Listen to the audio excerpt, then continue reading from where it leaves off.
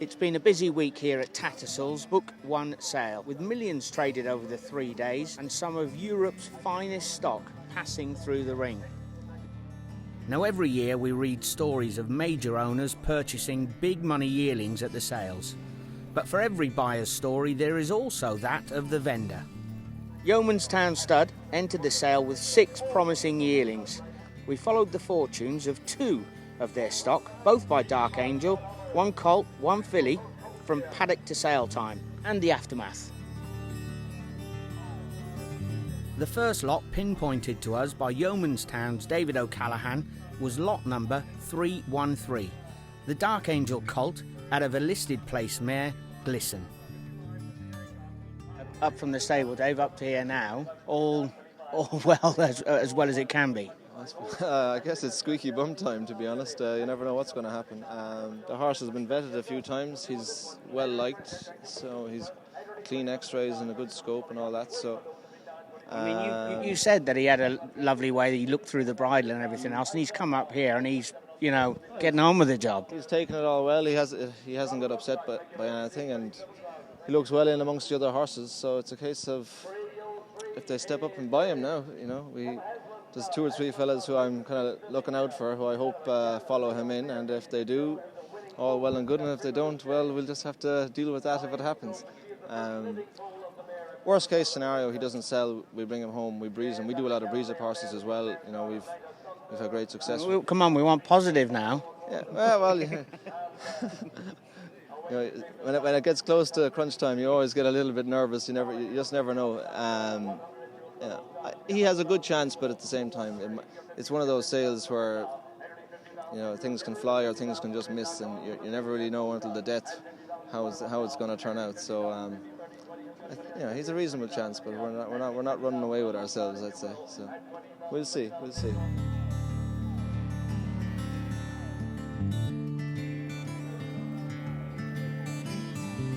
So, the moment of truth had arrived, and lot 313 entered the bidding arena, and after a slow start, the bids begin to flow.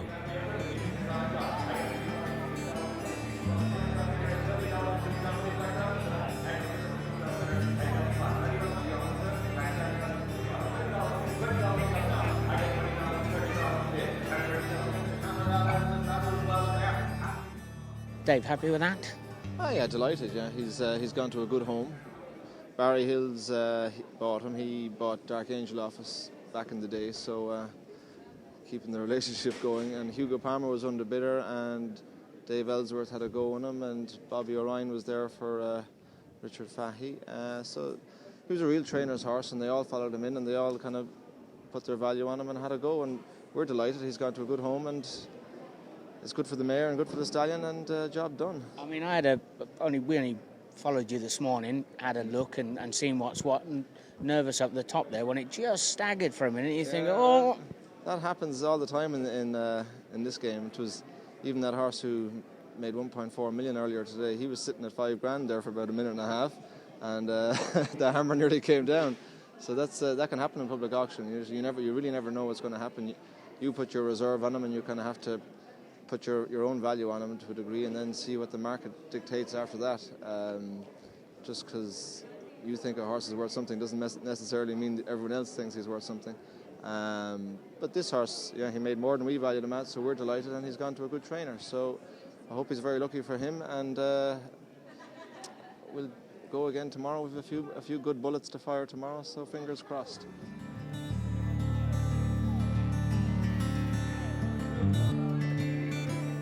Earlier, we saw Yeomanstown Stud's lot 313, a Dark Angel colt, pass through the ring for 100,000 guineas.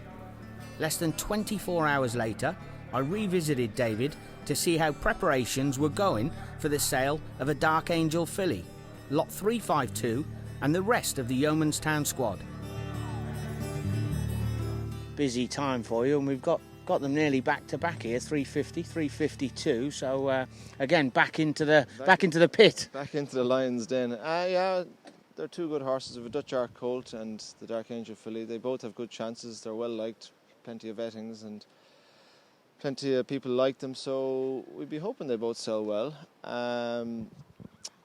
let's kind of roll the dice now and take our chances. I mean, yesterday when I came out of the sales and he came out and he stood there for a bit, they have to wait for the vet. What does that entail? Well, spit that out in a minute, won't I? You're okay. After they go through the ring, the purchaser can choose to get them blood tested or not, and usually they do. So they wait to get the all clear to see if they're to go for blood test or to go back to their boxes. And usually when they're sold, they go off for blood testing. He went off for blood testing. They just check him for anti-inflammatories and painkillers, and they also test him for steroids. Okay.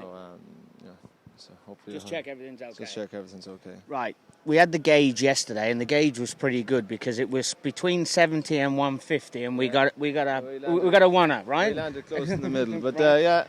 Today, this filly 352. I'd imagine she'd be kind of 150 to 200 range. Yeah. A lot of interest in her, isn't it? A lot of interest in her, yeah. And she's a filly with a pedigree, and she looks fast. So she, even if she never amounts to anything, she always has a good residual value.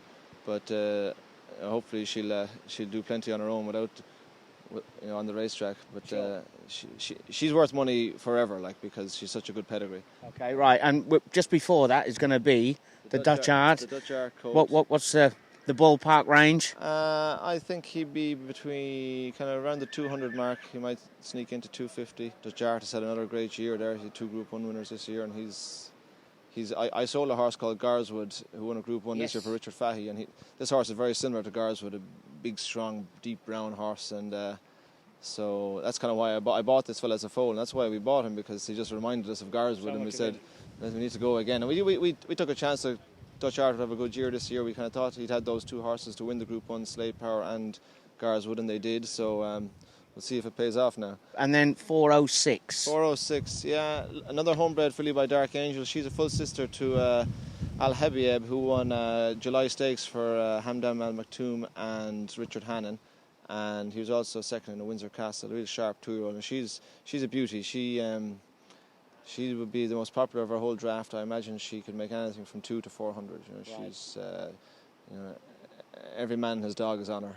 Really? Yeah. So we'll see, And that is what it's all about. From people looking out, you go up there, you don't want one person interested, you want the fight for it, basically. No, you need to have 2 or 3 good customers interested, willing to take each other on, because as I said yesterday, we're vendors. We're here to sell, and we don't overprotect them. Like we breed them to sell, and we don't race many, so we put we put a value on them, much lower usually than we'd be hoping they'd make, and just let the rest of it play out in the auction ring, and sometimes it works and sometimes it doesn't. So.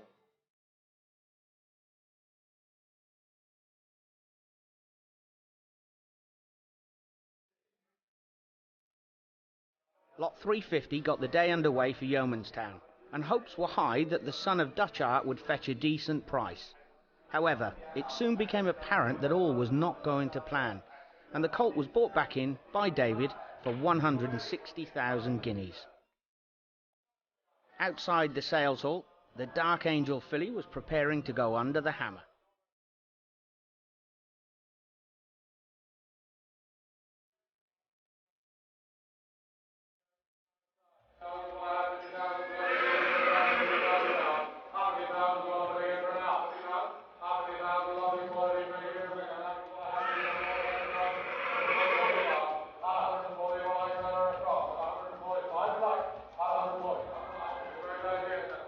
The hammer fell at 155,000 guineas, a price David was clearly pleased with.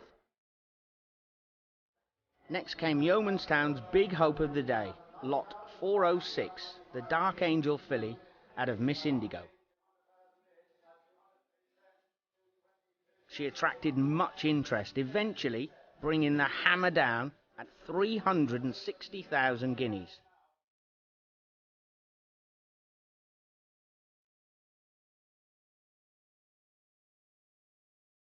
Dave, started off a little bit uphill and down dale with the first couple. Yeah, we had a bit of a bump in the road with the first horse. We bought him back at 160. We'd bought him for 155 as a foal, and He was a very popular horse. I'm guessing he must have been failed by some of the vets or something. That's why the people we thought were going to pitch up didn't pitch up. But I know the horse is fine, so I'll take him home. We'll breeze him and we'll bring him back here next April because he's a good horse and he'll be fine. I'm not too worried about it. And the second filly made 155. Jill Richardson bought her, so we're delighted. McShannon will train it, and it's a good price for her. We're delighted. So and then we finished off on a real high note. The 406, she made 360. It was bought by Niarchus and the Lloyd Webbers in partnership. So I don't know who'll get to train it, but they outbid Hamdam. So I guess when you've outbid the Arabs, you've got every shilling that's in the ring.